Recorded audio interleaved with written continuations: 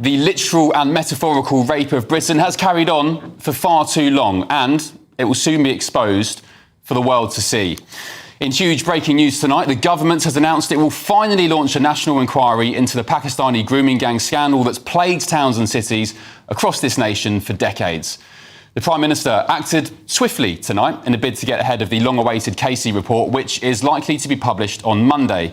The massive U-turn, of course, comes just months after he described calls for a national inquiry as a far-right bandwagon. I'd warn everybody at home to brace themselves for what's to come in the Home Office's national audit on group-based child sexual exploitation and abuse report, authored by Baroness Louise Casey, because the details being leaked tonight are devastating. In fact, the government is so scared about the report's conclusions, it reportedly fears Southport-style riots all across Britain when the public, you at home, hear them next week. The report has apparently found that grooming gangs can be explicitly linked with men of Pakistani origin. The Prime Minister will be warned that white British girls and boys who were targeted were institutionally ignored for fear of racism. So Keir Starmer, the Prime Minister, despite his reluctance for it, will be told to launch a new inquiry into the scandal. He has already, of course, acted on this tonight.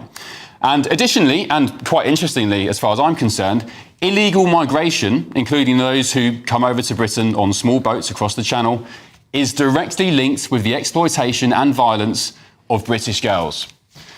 So look, normal people didn't need the Casey report to know that the Pakistani rape gang scandal was racist in nature, both the deliberate targeting of white English girls and boys and the cover-up that followed. We already knew that we needed a national inquiry. And we already knew that strange men from faraway lands who invade this country on small boats are a threat to the girls and women of this nation. Unfortunately, the people in charge seemingly didn't know or didn't care. That is, until now. Publication of the Casey Review will be a watershed moment in British politics. As political scientist and migration expert Mike Jones eloquently wrote on X today, he said, Labour is about to walk straight into a moral and political firestorm. And when it hits, they'll have two choices. No wiggle room, no clever triangulation, just this. Option A, pull the pin, call for a full national inquiry, open the books, let the public see the rot, even if it means dragging half the Labour machine through the muck. Or option B, kick it into the long grass, pretend Casey didn't say what she said, hope the press loses interest, protect the bad actors, not just in Labour, but across the wider state machinery. The results? It'll look exactly like what it is, a stitched-up, top-down, old-school establishment whitewash. And then the whole thing explodes. Well, Labour tonight have already made their choice. They've rightly gone for the full judge-led national inquiry. The books will be opened, the rot will be exposed, and heads should roll. And although arguably a separate issue, it has been reported that the Casey report, as I mentioned, will directly link illegal immigration to threats against women and girls in this country. I've already said for a long time now on this show, over many evenings, that small boat invaders on the Channel are a national security threat. Maybe in light of this report, the Chief Secretary to the Treasury, Darren Jones, will stop trying to gaslight the nation when talking about the small boat scandal. And when you see that the majority of the people in these boats are children, babies and women who have been... No, they're not.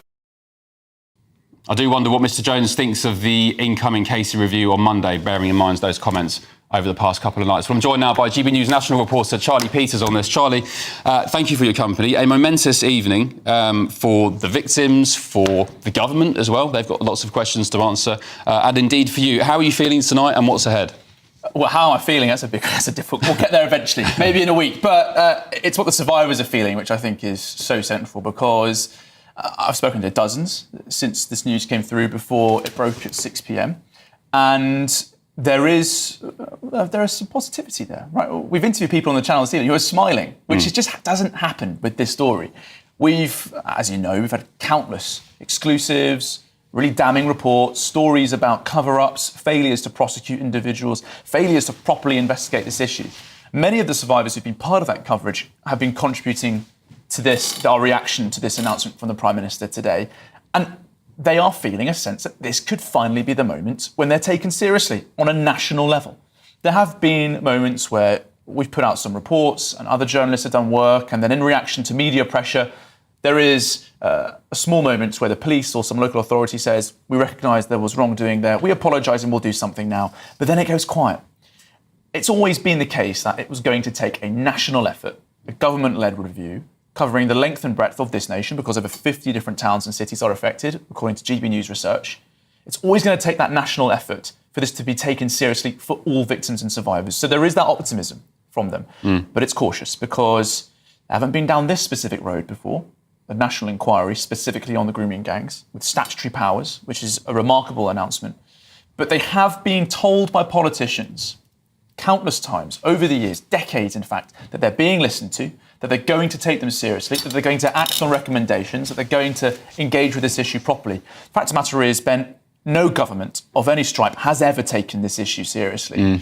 And it's taken a Labour government, the party that has been caught up in this turmoil far more than any other, with more Labour councillors and local authorities being cast into disgrace through this national exploitation, child abuse, grooming scandal. It's taken Labour to make this decision. Perhaps it could only ever be Labour to do this.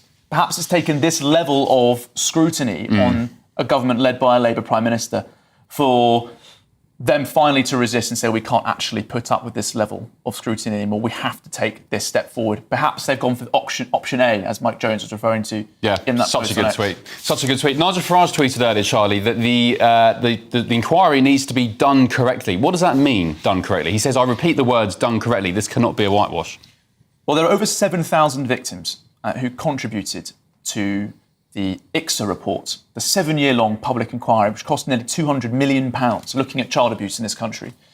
That was not done properly when it came to the grooming gang scandal. It looked at abuse by Jimmy Savile, by the Catholic Church, in boarding schools, in care homes.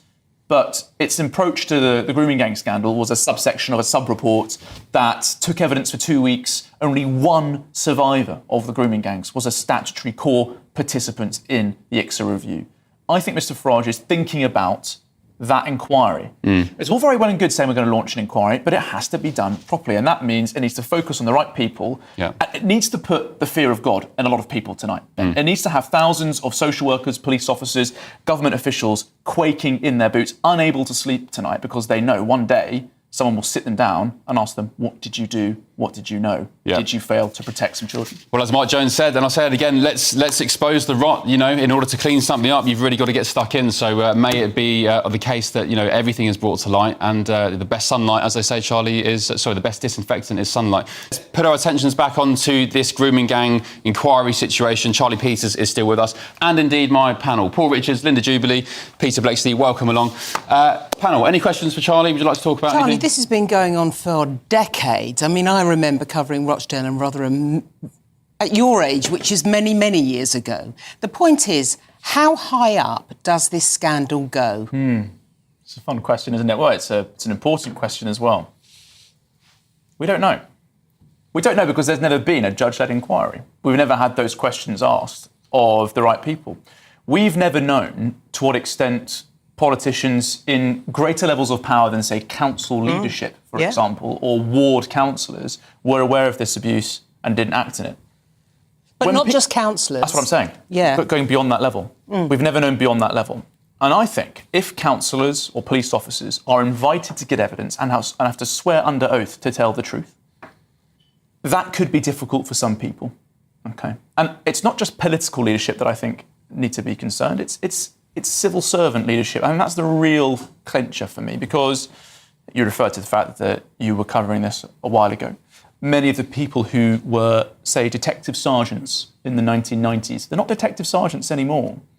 Or, let's say, a mid-ranking social worker manager, right? They're not mid-ranking anymore. Many of these people perhaps have pensions and they've moved on into happiness, but they should still be dragged in front of a judge and asked questions. The Labour peer, Maurice Glasman, has said that if there is an inquiry, as a Labour figure, it should have the powers of arrest, because a lot of people have gone their whole lives, decades, avoiding this scrutiny. I don't know how high it will go, but I hope to find out. Peter? There have been a number of courageous people that have got us to this position today. People like Maggie Oliver and her team, somebody that Charlie and I know very well. But there is someone sitting next to me who has played a very important part in achieving this today. Charlie Peters has been probative, determined and relentless with the backing of his employers, GB News, and has played a significant part in getting us to where we are today. And I applaud this young man, not only for what he's done, but what I know he was going to do in the future. And it's a privilege to be able to shake his hand and say thank you. Well, thank you very much, Peter. I have to say also thank you to GB News viewers, because they engage with this coverage. Investigative reporting is difficult.